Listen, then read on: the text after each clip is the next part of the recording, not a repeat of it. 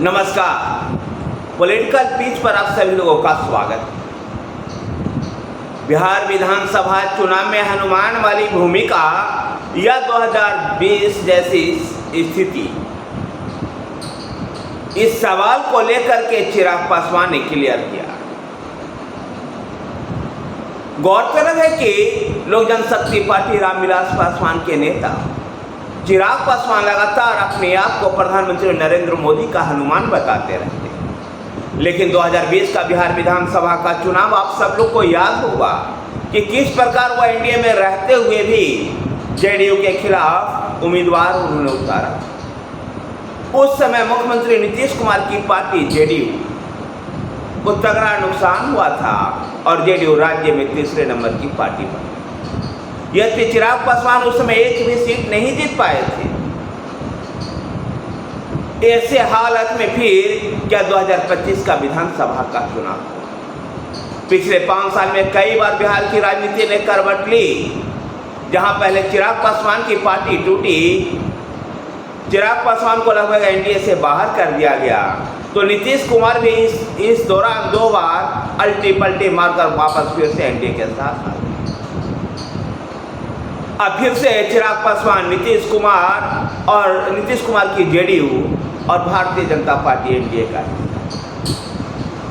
इस सवाल का जवाब देते हुए चिराग पासवान ने कहा कि प्रधानमंत्री नरेंद्र मोदी की जो नीतियां इतनी क्लैरिटी है, इतनी स्पष्टता लिए हुए है कि उनके मिशन में केवल 2047 का विकसित भारत। ऐसे में ऐसे मजबूत सरकार के खिलाफ कोई बातें सोचना ही बेगुनाह है।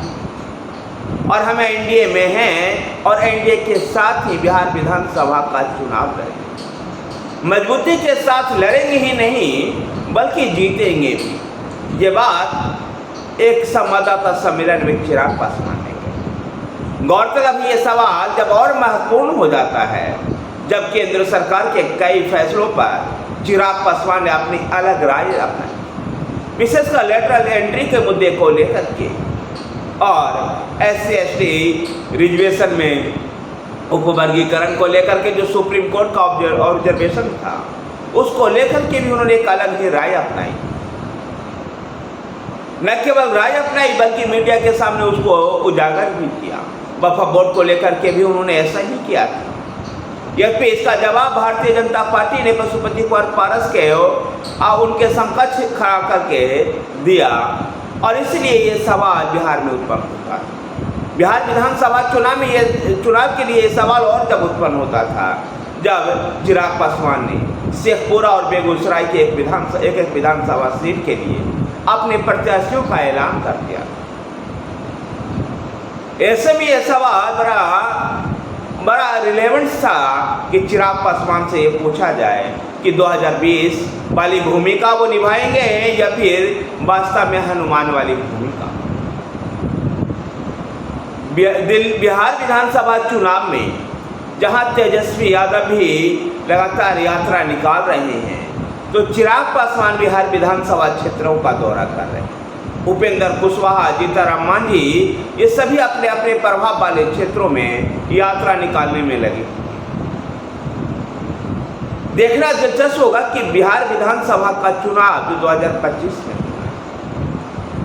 अगर मौजूदा राजनीतिक गठबंधन के स्वरूप में होता है तो क्या फिर से एक बार नीतीश कुमार के नेतृत्व में एनडीए बहुमत में आ पाएगी या फिर तेजस्वी यादव का प्रयास रंग दिखाएगा?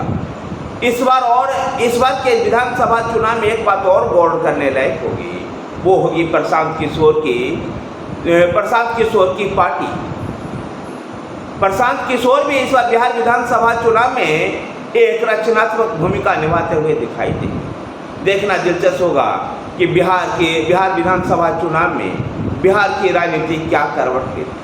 धन्यवाद साथियों, वीडियो को लाइक कीजिए, शेयर कीजिए। हमारे साथ बने रहने के लिए हमारे चैनल पॉलिटिकल पिच को सब्सक्राइब कीजिए। धन्यवाद।